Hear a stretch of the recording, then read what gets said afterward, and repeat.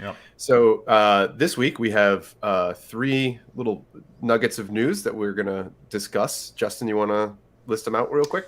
Yeah. The first one we're going to be going over is the details that were kind of delivered earlier this week about what the PlayStation Plus Premium game trial system was going to look like. Basically, Sony had released information to their developer portal that was saying, "Hey, here's how this is going to roll out. Here's what we expect of you." And I think we're going to talk about it from what it means from a developer standpoint, what that might mean for how people develop games, what it means for Sony, that sort of thing. So if you're interested in PlayStation and PlayStation Plus and game development, that's probably a pretty good topic to learn some more stuff about how things are done. Uh, Second bit of news that we'll be covering, Microsoft had their quarterly earnings report. Within that, we got a broad Microsoft update, like how much money they generated in a single quarter. But the important thing that we learned about was the Xbox division. Their games division is, I think, under the Xbox games umbrella. We got to see how it performed, how the software, hardware, and services stacked up overall, and kind of what Microsoft can be kind of funny with their words, especially when it comes to performance Mm-hmm. information. But they're actually like surprisingly candid in this one to tell us about how things are actually going for them and what that means for Game Pass because that's something we're both very interested in. I think the larger gaming industry and community should be interested in it because the success of Game Pass will mean quite a strong shift in the way we'll be gaming in the future. So we'll be talking about that in some detail. The last bit of information, probably not as interesting, but it is the PlayStation getting VRR support. PlayStation rolled out a patch earlier this week that enabled VRR support with on the consoles. You can only get it if you have a TV that also supports it. But with But the you can only VRR, use it. what was that? You can only use it. You'll have the feature on your PlayStation, but it won't do you any Yeah, good. it won't do anything Yeah. for you. We'll explain why. Yep. But most importantly, I guess we'll go over some of the interesting performance information that we got from games that had enabled patches to make the most of it. So we'll go over that. I think there'll be more or less a shorter show this week, but I think it will be still kind of an interesting discussion. So join us for Yep. the next hour as we talk about game industry news and go into it a bit deeper than you might get from other programs. Yeah. And Feel if free to hit us up with questions Yep. along the way. If you do like this sort of thing, please like and subscribe to our YouTube channel. You can follow us on Twitch as well. Either works, but hopefully you'll help this channel grow with the sort of news that we provide. So let's jump straight into it, Eric. Yeah. Since this is a topic that you sent to me, Eric, do you Yeah. want to start summarizing? Sure. So, so developers through some sort of developer-focused back channel related to publishing with Sony on Sony platforms were told about some details about the upcoming PlayStation Premium trials that tier is going to be specifically granted access to, Yeah. and the limitations and requirements around that. Some of the details have yet to be hashed out. No one really knows exactly what this is going to look like. But what we know so far from this quasi sort of announcement or update to the agreements and UI in the back end is that anyone in the PlayStation Plus premium tier, the PPP tier, will Which to be clear, is the top PlayStation Plus that's right. tier. Will be available when they roll out the full program. Right. It's like $18 a month or something like that, and 118 or something if you buy it annually. Yeah. Regardless, this is the tier where what happens is any game that, and this is going to be sort of developer language here when you say games that are sold on the PlayStation Store with a wholesale price of $35 or more will be required to support a 2-hour demo timed free play for the premium tier of PlayStation Plus. And now a couple things to clarify about what that means. The wholesale language there is about the amount of money that the developer or publisher, whoever's putting the game up on the PlayStation Store, is taking home with each sale. And typically, the game is going to be way more than that. Well, not way more, but more than that, so that Sony can make a cut and the public, at least, excuse me, that Sony can make a cut in this case. So, this would be the same thing if it was at GameStop or Target. It would be the amount of money that Target makes on the sale or GameStop.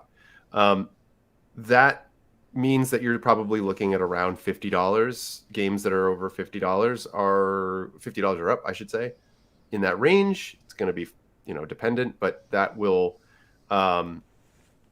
games in that tier, with a handful of exceptions, will be required to provide that 2-hour time limited demo.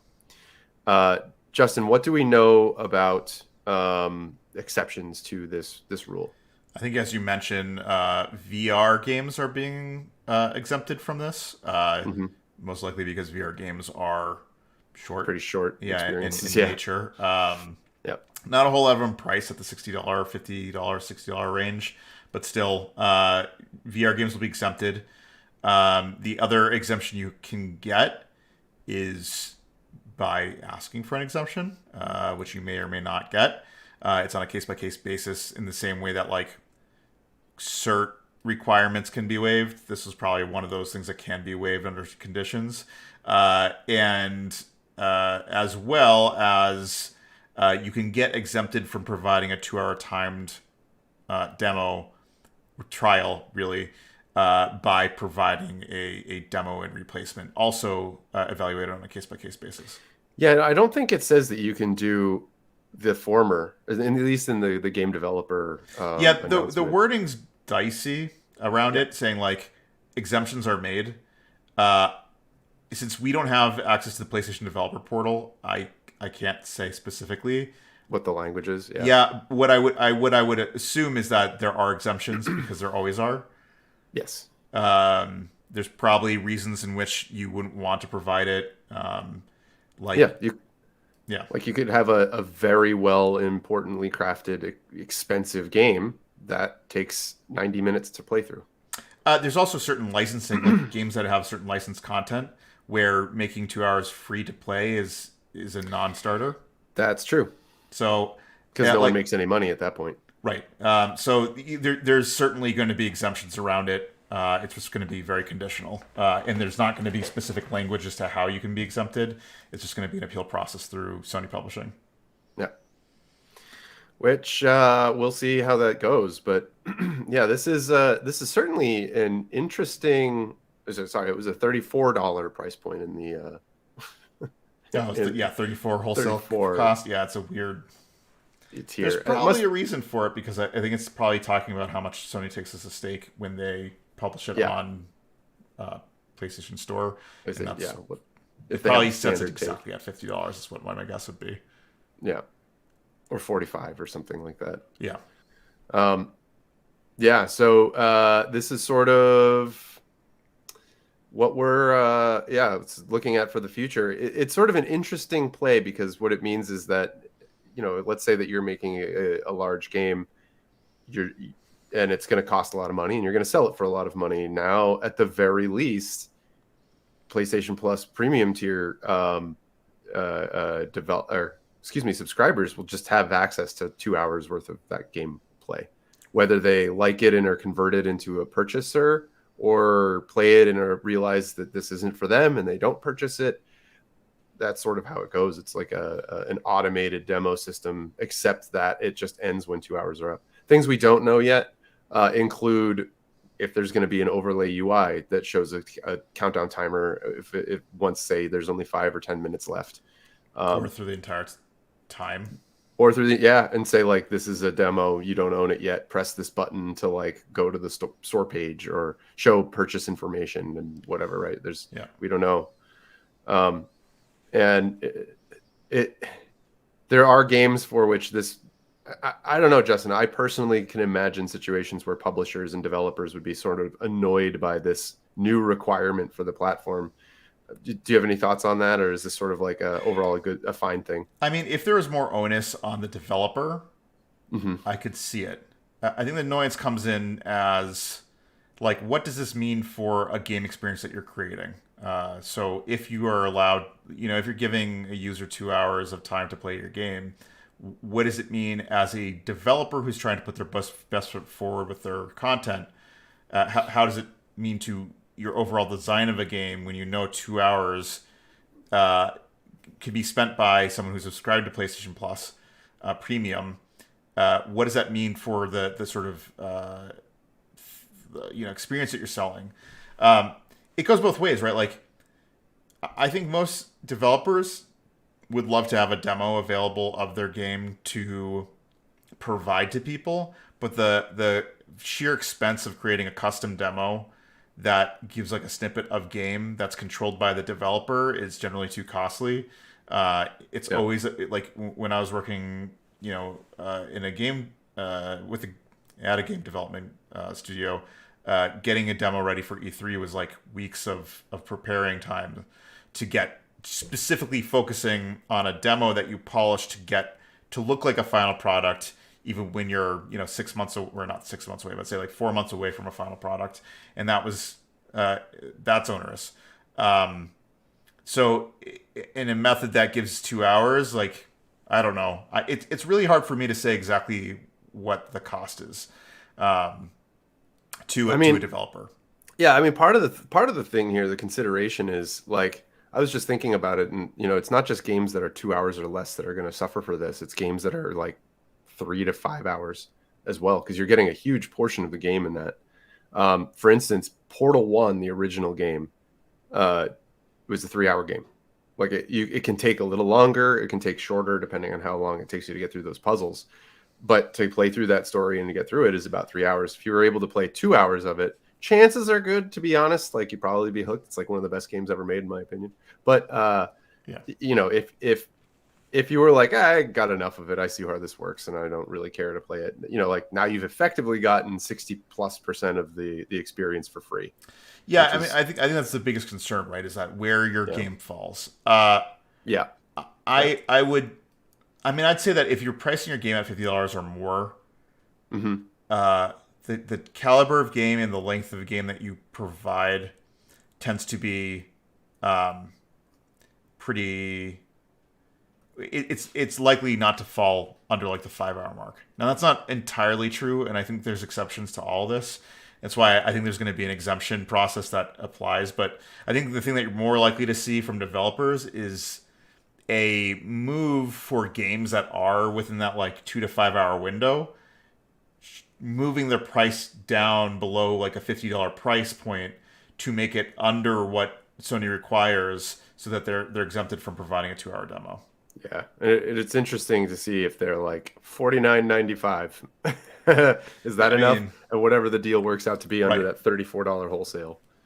There's going to be Uh, a new class of game where it costs like the game costs $46. Like yeah, I mean, okay, maybe. Like, there's a real gap between, yeah, there like, is, I mean, there's like $70 games, there's $60 games. The and space then there's between like like 40 30. and 60, like, It's generally doesn't pretty gap. exist, and then 40 and less is like a, quite a broad spectrum between indie and like single A or double A developers that operate in that space. Um, and there's some pretty high quality content that falls in there, but Oh, for sure. Yeah, I absolutely. mean, that's sort of where I think things will happen. I think the biggest shift will be, as a developer, how you consider your pricing for your game is going to change. If you're at that point where you're like, oh, it'd be a $45 game, it's like, not anymore. Like 45 might put you over that edge. You just be like, okay, it'll be a $40 game instead. Yeah, I think a lot of what is going to kind of like if this has an impact on actual publishers and developers, part of it is going to be what is the percentage? It's going to be dependent upon the percentage of users in the PlayStation Store shoppers that are also the premium tier of PlayStation Plus subscribers. Because if it turns out that most of the people that buy games on PlayStation Store are also the premium subscribers, then yeah, they're going to have to start looking at that seriously. But if it has very little or nothing to do with that, then they may just look the other way and say, fine, whatever. Yeah, I think there's also an aspect of like this is a test for Sony to find out what conversion looks like. So if Yeah. so, it's like a kind of a weird spot, right? PlayStation Plus premium subscribers are going to be a very specific group of PlayStation owners that are going to probably be more engaged than other PlayStation owners to Yes. find the value in paying $18 a month to enjoy a back catalog of classic games and the trials. So like, what's the conversion rate on those? It's like I don't know. I imagine it's very similar to what you see like current Games Pass subscribership looking like. It's like a very specific class of Xbox gamer that thinks that having this huge library of games for whatever $15 a month is worth it to them. Yep. So your conversion rates are going to be skewed with that population. But if it shows like a good conversion rate of people who play demos and then end up becoming purchasers of that, and you see a boost in actually sales, then I could see the demo system or trial system rolling out to other subscribers if it actually proves to be a benefit to developers. Yeah. What are your thoughts? Yeah. Yeah. Well, I think the other option that people would have there is if they see that there is a higher conversion rate for this, that it may be a situation where Sony sort of proves, something about gamers in general, which is like give them a taste of the game. It actually helps people decide they want to buy it.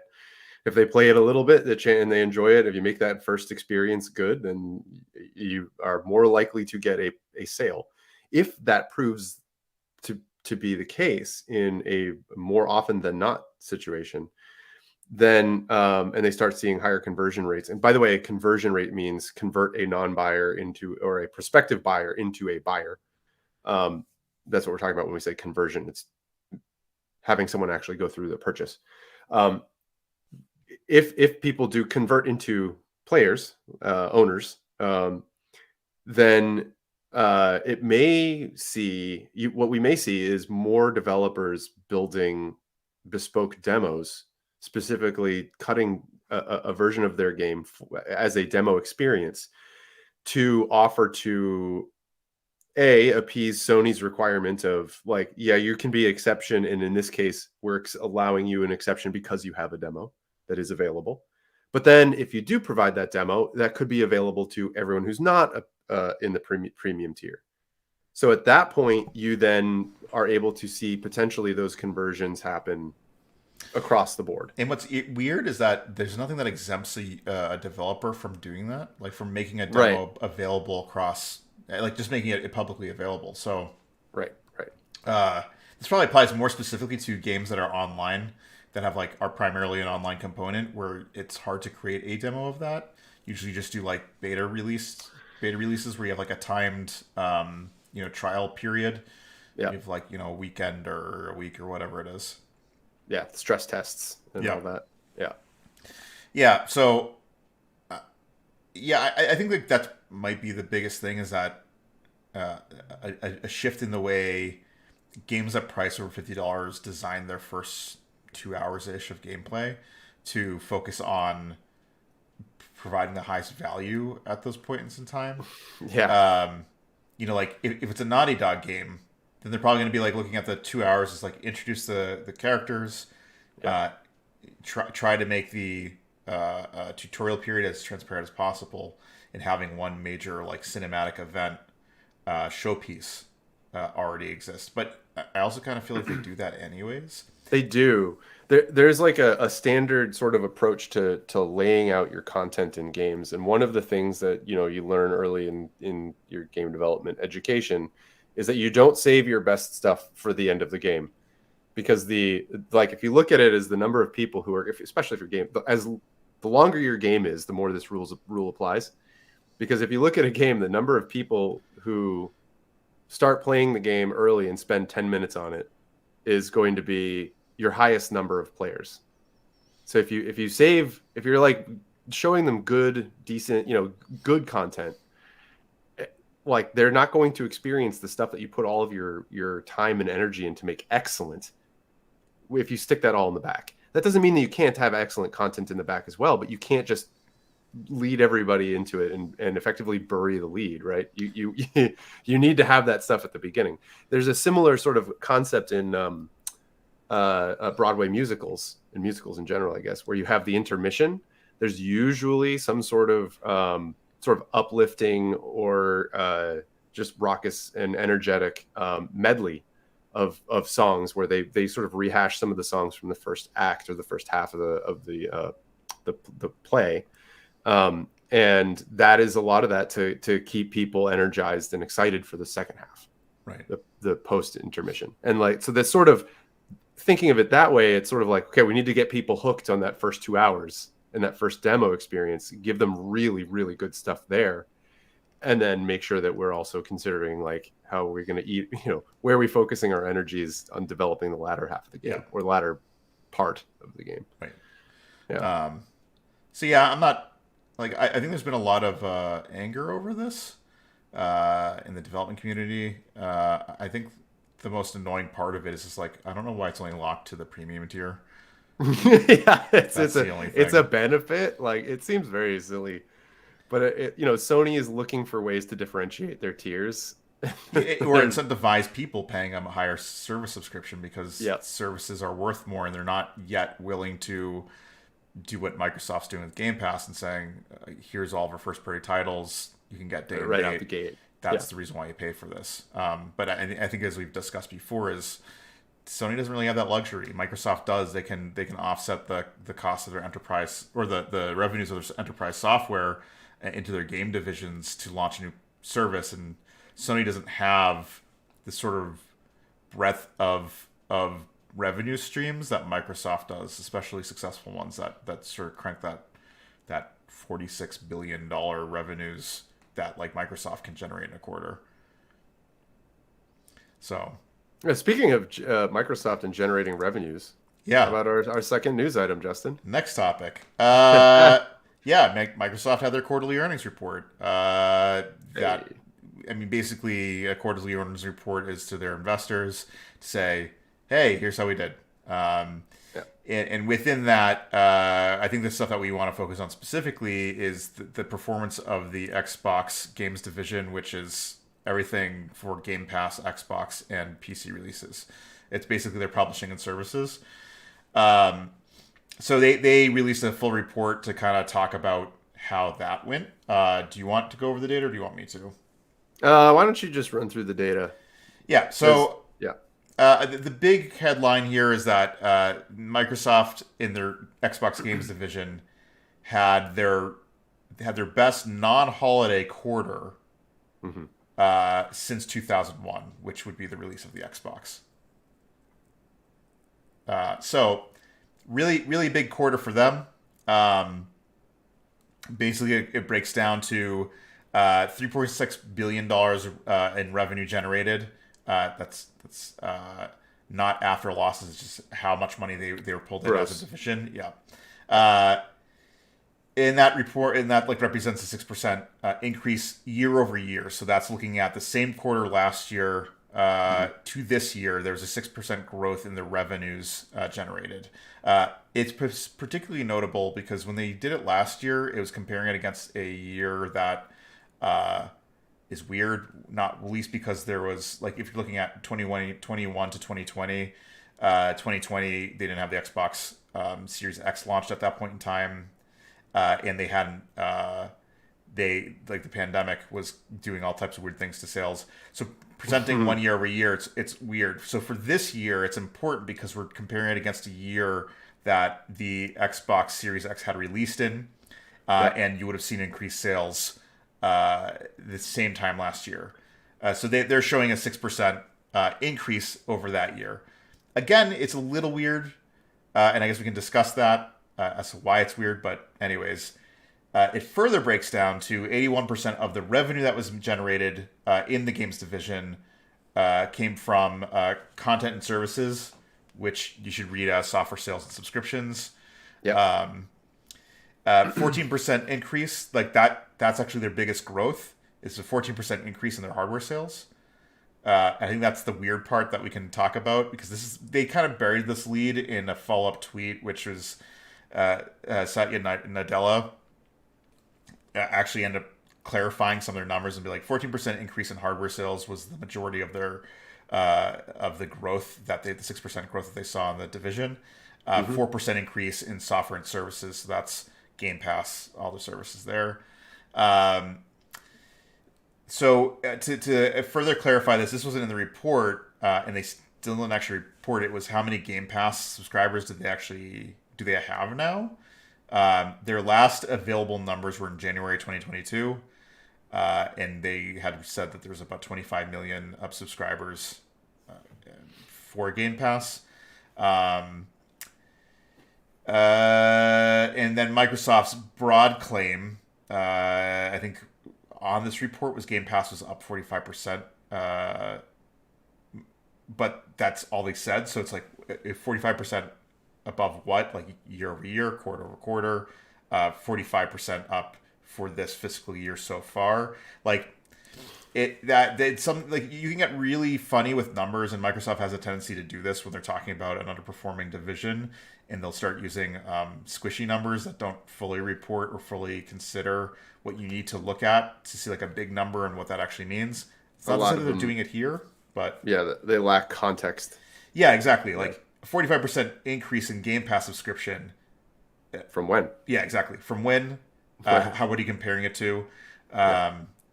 All that context is missing. So you're like, okay, like 45% growth is good.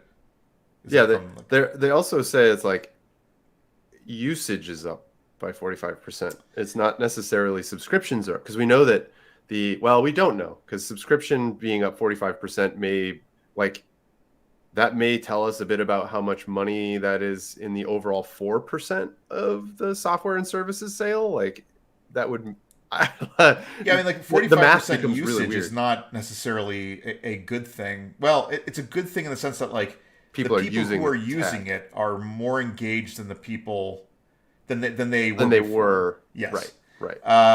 But that might also be because there was attrition in the Game Pass subscribership. This is something we'll talk about. So I'll just finish up the data and then details. We can talk about these things. So their games division revenue was up by 206 million in this quarter. So quarter over quarter. So comparing to 2021, $206 million higher than it was last year. So good. Yeah, like it's not like a bad thing, but that's software sales and services. And we do not get a breakdown of how much money they're generating on. Again, this is gross revenue of the Game Pass of subscribers. It's up 206 million. Well, services is up 206 million. We don't know how it breaks apart with Game Pass in software. Like we don't have a division. We just know that division as a whole had generated $206 million more this quarter than they did same time last quarter. So let's start breaking into these numbers. Is there anything particularly interesting about the report that you find? Not especially. The thing that I find, I guess, of the things that I saw in there, the thing that I find most interesting is the hardware increase on the sales from last year at this time. Why might that be? Yeah, they've certainly gotten a handle theoretically on the production of the Xbox Series consoles. There was this time last year, we were still only a few months into the Series sales, right? It launched in the previous November 2020, and immediately sold out and were trickling out, bits of it. So it's not terribly surprising that the plants that create all of these, their pipeline for outputting new hardware is sort of hit its stride. Especially knowing what they didn't know same time last year. Them manufacturing for this time this year, would have meant this time last year they go, hey, we see the writing on the wall. Sourcing is going to be a real pain. So let's start paying to have priority at, say, chip fabrication places Yeah. or manufacturing places, Right. uh, which might mean that, hey, like they paid a lot more money to manufacture, and so they're taking a bigger loss on hardware net loss. Right. Which we don't see in these numbers. Exactly. Uh, so that they're able to have priority and they're able to produce more. The other thing that I think is interesting too is that we don't know how Xbox Series S versus X compares, whereas S uses faulty silicon that they couldn't use in the X. They repurpose it and put it into the Series S. So, like they get to double dip on faulty hardware where Sony can't. So they can actually benefit from uh, making use of hardware that would otherwise have failed and would have to be sold elsewhere or just trashed.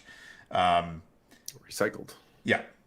Which I mean is a good thing. Like they're able to recycle the chip and throw it into the Series S, but the thing that we don't know is like what portion of sales are Series S versus X. Yeah, we have no idea. Yeah. Some, who might know is some of the like Epic.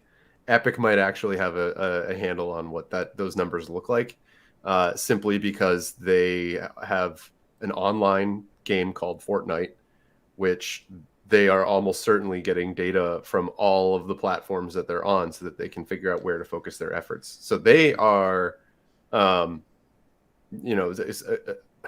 it's a game as a service that is getting data and has to connect with a bunch of uh, uh, different hardware, and has to optimize in different ways and figure out where to spend their time and money, are likely able to suss out some of these details, at least in terms of their player population, which for all intents and purposes is going to be a large portion of the market. Yeah.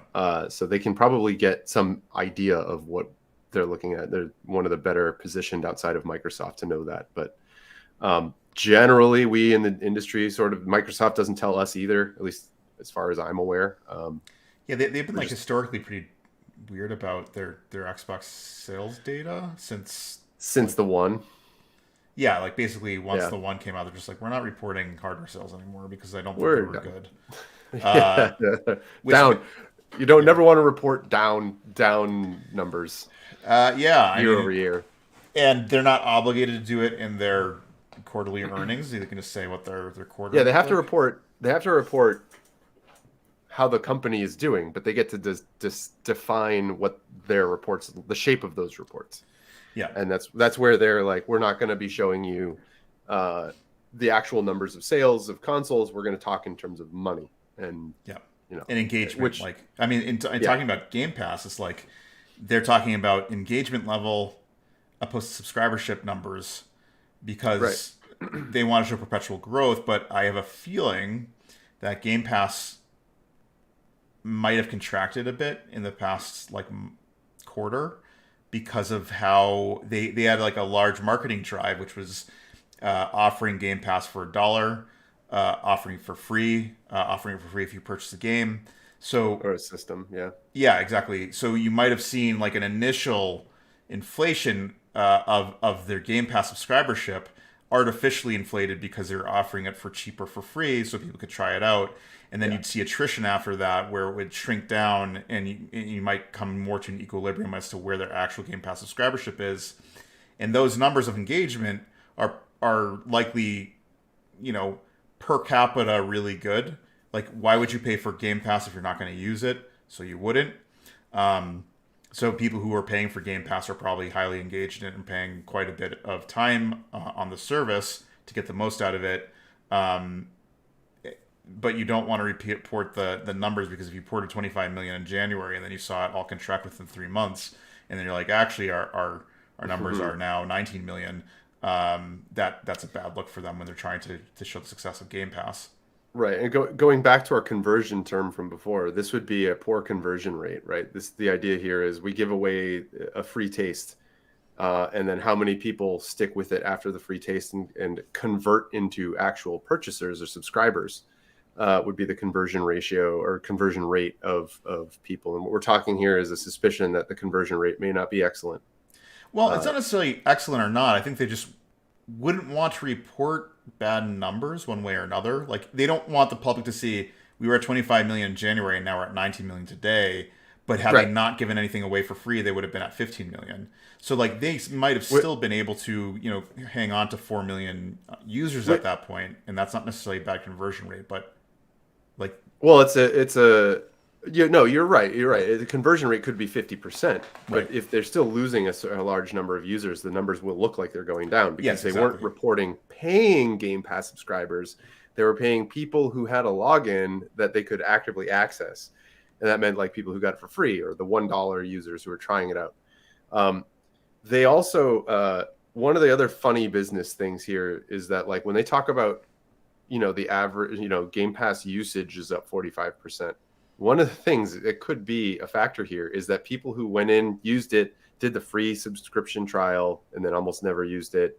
So, they were subscribers who weren't using it versus, or free trial users who said, yeah, I'll sign up, and I downloaded a thing and I never cared to look at it again. Those are the types of people that would have been like, right. Those are I mean, I same thing for the most part. I'm still paying for it because I have a Microsoft gift money that's just sitting there, but whatever. Same thing. I'm not very engaged with it because I have other local games that I'm playing. And the concept here is like you have a huge proportion of users that never touch the service. They're subscribed, they're not using it.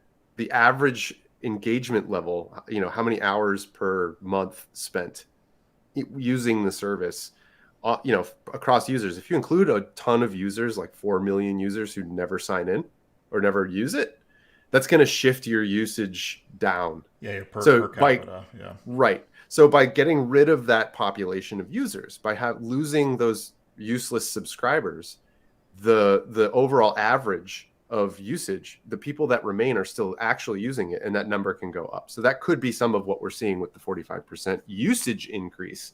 This is all speculation. Microsoft doesn't give us enough to do anything but speculate. Yeah. And we're in this case just trying to like provide insights as to how funny these numbers can be and ways that you can sort of like make the math work. And sort of the suss out things that may be happening behind the scenes. And I think overall, right, like what you can glean from this is that Microsoft is more successful this console round than they were during the Xbox One. Yes. So it's overall good news for Xbox. Like they're generating more revenues than they have before. A 6% increase year over year is also good. The 4% increase in their software and services is good. Yes. It's just like, what exactly does it mean? Does that mean Game Pass is wildly successful? It's like, it's successful in the sense it's probably getting them a lot of subscribers. Very highly engaged subscribers are probably not where they want it to be at, or we don't even know if it's on their overall like internal trajectory where they want it to be for them to be like, this will be a moneymaker for us. We don't know where that's going to fall. We just know that Microsoft is enjoying more success than they probably have in a long time since, probably Xbox 360. Yeah. Which good for them. Yeah. I mean, it means good things for games. Yeah. Especially since they've gone on a buying spree and Yeah, purchased a bunch of developers I think a lot of people like, and now we have to depend on Microsoft to actually have the revenues to support, developing $100 million, $200 million games that can eventually release on Game Pass. So. Yep. All right. Yeah, let's get on to the last topic. Woo. PlayStation gets VRR support. Yeah. Do you want to talk about this? Sure. Yeah. So Sony's been talking about VRR, variable refresh rate support. That means that typically when you have a TV and a console, they have to negotiate how frequently they update, like how frequently the screen is drawn, and typically, typically it's 30 frames per second or 60 frames per second or 120 frames per second. Yeah, there are reasons. What's that? All divisible by 15. Yes, but it gets sort of wonky. The 120 is particular because it's also divisible by 24, which is, I think it is, isn't it? Let me double check my math. Yes, it is. Of course it is. Yeah, it's 5. So the reason that's an interesting number is because 24 frames per second is historically cinematic, like what you see in the movies, is running at 24 frames per second. Or Nowadays we have 48. Like what was that? The Hobbit was 48, something like that. I don't remember what the Hobbit was. It was a higher frame rate movie. Yeah, 48. It was Yeah. 48 FPS, which is super weird for many people. Also, cinema wavers. It's like the traditional film cinema is 24 frames a second. That's Yes, not consistently true now that across the board, cinemas right? moved to digital. Like Right. 30 is probably more consistent now that you have Digital red cameras, projectors. digital cameras that do that. But I think people who are like traditionalists will set to 24. Right. Film historically was 24 frames per second. In the US, the frame rate was, what was it? It was 29.97, which is a weird thing, but they had a sort of a drop frame. They had occasionally, I don't know the full spec, but it was a thing. In CRT thing. Yeah, back when CRTs were there. And then I think PAL was the European standard was 25. Mm-hmm. Yeah, so frame rates have been a thing, let's say. And modern HD TVs typically run at 30, 60, or 120. There was a period where 240 was briefly a thing, and that was to support 3D, the 3D experience. But mostly now you see TVs up to about 120 hertz, which is the refresh rate, which makes for an incredibly smooth experience. And for games, that's good because it means that the game can process your input more quickly and present a response to your input on the screen more quickly. VRR, so typically when you have a game, you're running at one of those slots, 30, 60, 120. But VRR allows, if the TV can supports variable refresh rate, and the console or the source supports variable refresh rate, then they can negotiate what numbers to use.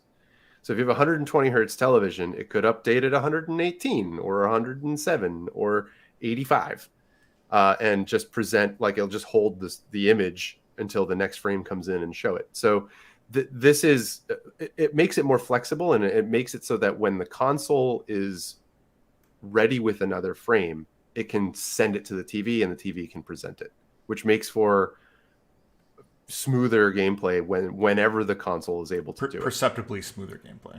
Right. And it doesn't mean that you're going to be insusceptible to slow down or drop frames or that kind of thing. Well, actually, drop frames may not be a thing. No, but slowdown is, right? Like slowdown, yeah, hitches, that kind of thing, where suddenly the game gets jerky because of too many physics calculations or particle effects on screen at once.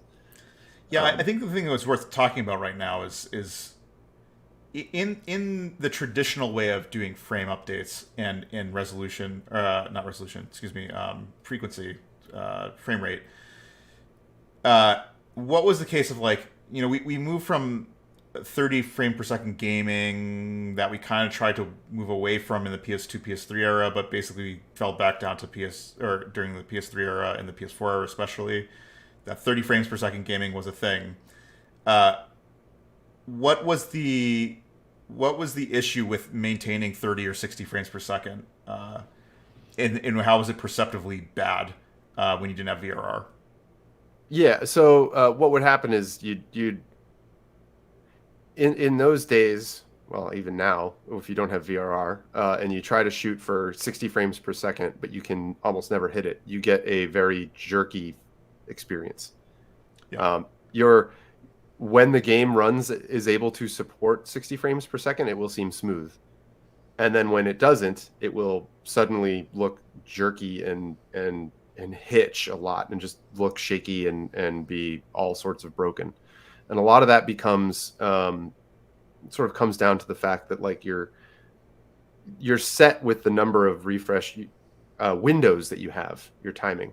And if your frame that you're building right now just misses the one where it was, like, supposed to draw, then it's going to be delayed until the next frame slot arrives, at which point not only is it late because it was rendered, the rendering finished just after the last frame slot appeared and it had to wait till the next one, but it's also offsetting your next frame to be drawn and have all of these other things happening at the same time. There's also questions about how input is handled in that situation when you're trying to render a screen and have it be updated at different times. So I'll also say uh, it's particularly egregious when this happens. When you have a fixed refresh rate on TV, and say the targeted frame rate is 30 frames per second in a game, and they're missing that, and they're dropping to like say 25 frames under heavy load. That when that happens, the percentage of frames that you're missing for your whole is greater than it is if it's say 60 and you drop 5 frames. yes, So the perception of that is also way more obvious at that point. So especially for games that run at 30 to 60 frames per second, dropping frames is quite obvious. hmm Uh, Especially so at 30 frames per second when you have a heavy drop to game 20 like or something. say Cyberpunk 2077, when you Yeah, start dropping heavily below 30 frames per second, it was painfully obvious. yeah, Um, yeah. Slideshow turns yeah, into occasionally, especially if you're going below 30, it can feel like a slideshow. Um, yeah. So VRR, how does this? I mean, you kind of explain what VRR does, but how does it improve the overall image? yeah. So what happens is if typically, I think it's sort of limited to TVs that update at 120 hertz, 120 frames in a second. And what it means is that like the TV will just present the same image it had last time until the next image comes in. And that this is negotiated when these updates are happening is negotiated between the console and the TV. It's part of the HDMI 2.1 spec at this point, I believe, and it's as an opt-in feature. And if both ends support it, which PlayStation 5 now does, that's sort of the point. What it means is that when that rendering that missed one frame, let's say it was running 120 frames per second, and they're just beyond the timing, like the system said, oh, I had to update. They can get let's say it was frame number 75. They can get it and show it on frame number